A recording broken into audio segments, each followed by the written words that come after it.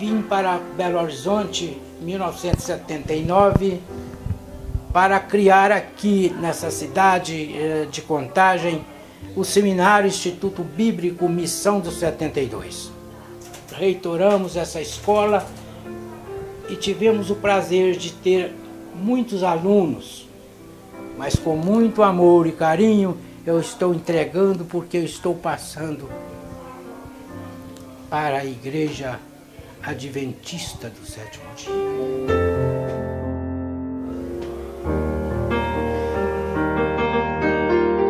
Como pastor, eu viajei 14 países aqui entre a América Central e a América do Sul, evangelizando, pregando a palavra de Deus. E quando nós começamos a ver as pregações através da TV Novo Tempo, então nós fomos impactados, né? E esse confronto foi muito grande. Nós somos pastores há muitos anos, há mais de 20 anos, e tínhamos uma igreja aberta. Tomamos a decisão de nos batizar na Igreja Adventista do Sétimo Dia, a qual hoje a Débora e eu nós somos membros.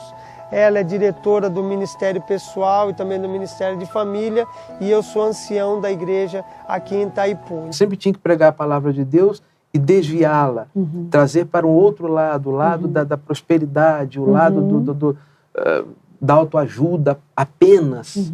Eu falei, Senhor, eu prefiro morrer, então só tira a minha vida. E foi nessa turbulência toda que um dia a minha esposa, ela muda a operadora. Veio até um ponto que eu falei, meu Deus, o que esses homens estão pregando é irrefutável. Porque eu começo a pegar a Bíblia e comparar, estudar de novo. Eu falei, mas é uma seita. A ideia que eu tinha da Igreja Adventista do Sétimo Dia era fechada, uma seita. Sem saber por quê, mas era seita. Incrível, né? Incrível. Como é que a gente vai deixando os preconceitos entrarem na gente sem mesmo se a gente se autoquestionar. E eu falei, não, mas não pode ser seita, mas é seita. Eu fiquei naquele conflito. E foi quando eu comecei a estudar. Agora, nós tínhamos informações muito ruins a respeito da igreja. Eu conheço um pastor que também já foi batista e hoje ele é pastor adventista. Nessa mesma semana, a Igreja Batista também, agora em sucessão pastoral, ela sugere que eu venha ser o pastor titular da igreja. E aí, num culto no domingo, na Igreja Batista, eu prego num texto de Lucas a respeito da escolha dos discípulos. Quando eu termino a pregação, eu me vejo dentro da pregação e começo a conversar com a igreja. Falo, irmãos, olha, assim como Jesus fez, que na escolha dos discípulos, ele não escolheu de uma hora para outra. Ele passou um bom tempo orando. E Ivone e eu também estamos há um bom tempo orando, né, para a direção de Deus para a nossa vida. Né? E assim como ele fez, ele não chamou só os 12 num cantinho e falou, eu vou escolher vocês. Mas ele chamou todos e falou na frente de todos qual é a sua decisão. Isso é uma questão de transparência.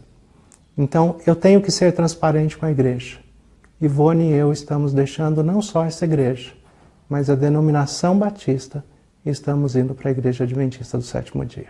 Em 1982, eu fiz teologia pelo maior seminário do Brasil, que é o Seminário Betel, que é da Assembleia de Deus, até hoje, um dos maiores seminários do Brasil.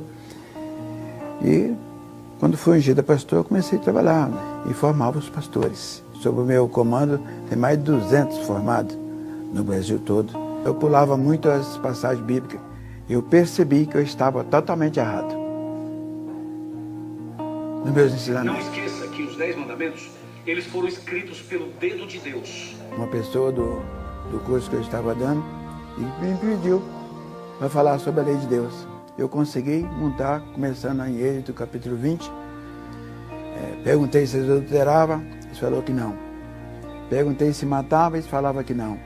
Perguntei se roubava, eles falavam que não. Os alunos. Eu falei, então onde está escrito que você não pode roubar, não pode matar, não pode adulterar, não pode mentir, está escrito você guardar o santo sábado. É o 4º mandamento da lei de Deus. E ali então eu fui debulhando a Bíblia. Eu acredito que eu passei mais ou menos uns 30, 40 dias direto, só em cima, guarda do sábado e as leis. E vi que nós não, mesmo meu esposo sendo pastor, nós não guardávamos, nós não seguia tudo aquilo que está aqui na palavra de Deus. E cada vez que eu estudava, aí ia quebrando barreira, ia caindo ponto por ponto. Ele foi assim, aceitando aos poucos, e eu falei para ele, vamos estudar a palavra de Deus junto com os irmãos. Hoje nós somos muito felizes por estar na Igreja Adventista. Ora, vem, Senhor Jesus. O pastor Romeu, ele foi pastor da Assembleia de Deus por 10 anos e pastor da Igreja Manaim por 11 anos. Um dia, ele estava passando os canais na Novo Tempo. Aí, logo que ele parou ali, né pastor? O senhor encontrou o programa Arena do Futuro. E o tema era os 10 mandamentos. Aí tocou o coração dele e a partir daí começou um processo de transformação na vida e no ministério dele. Aí eu sentei no sofá, terminou toda a pregação, aí eu analisei os 10 mandamentos de maneira diferente do que eu estava analisando. Com o tempo que eu passei na igreja, nunca houve assim uma atenção para verificar realmente como eram os 10 mandamentos de verdade. Isso mexeu com o seu coração? Mexeu com o meu coração. Eu vi que o sábado é o dia, é o selo de Deus, como o Senhor tem falado na Bíblia. Como esse dia mesmo fez uma pregação referente aos dois pontos de vista, o selo do maligno e o selo de Deus. E eu analisei com muita firmeza. Isso fez o senhor tomar uma decisão. E o que vai acontecer daqui a pouco aqui na igreja? Vai acontecer o meu rebatizamento aqui na igreja. Uau.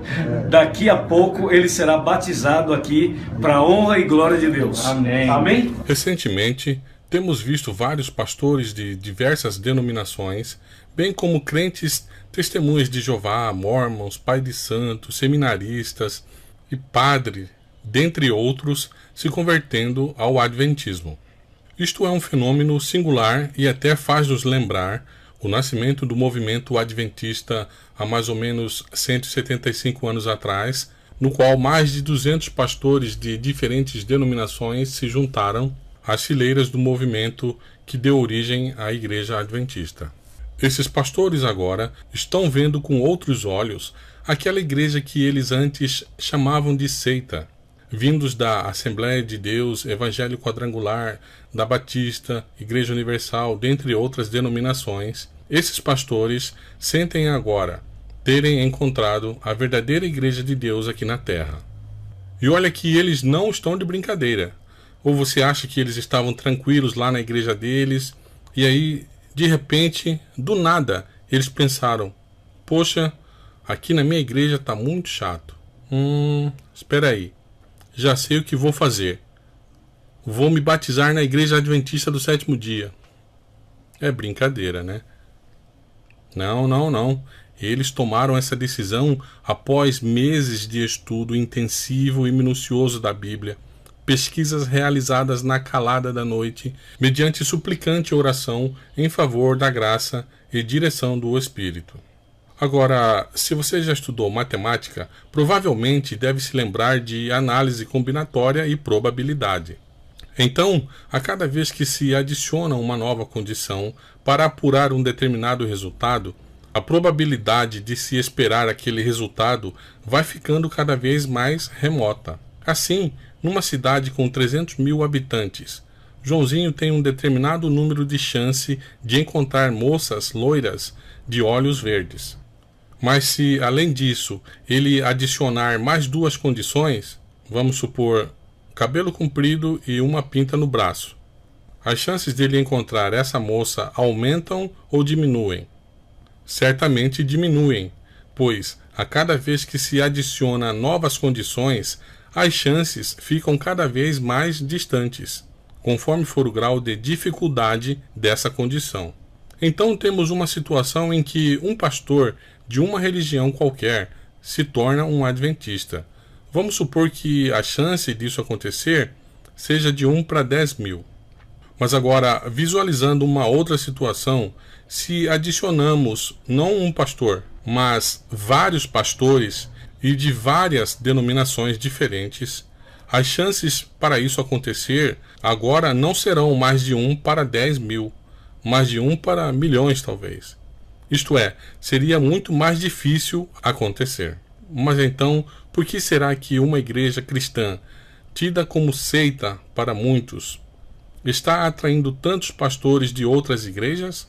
Já vimos que, matematicamente, a chance disso ser uma coincidência é muito difícil, é quase nula.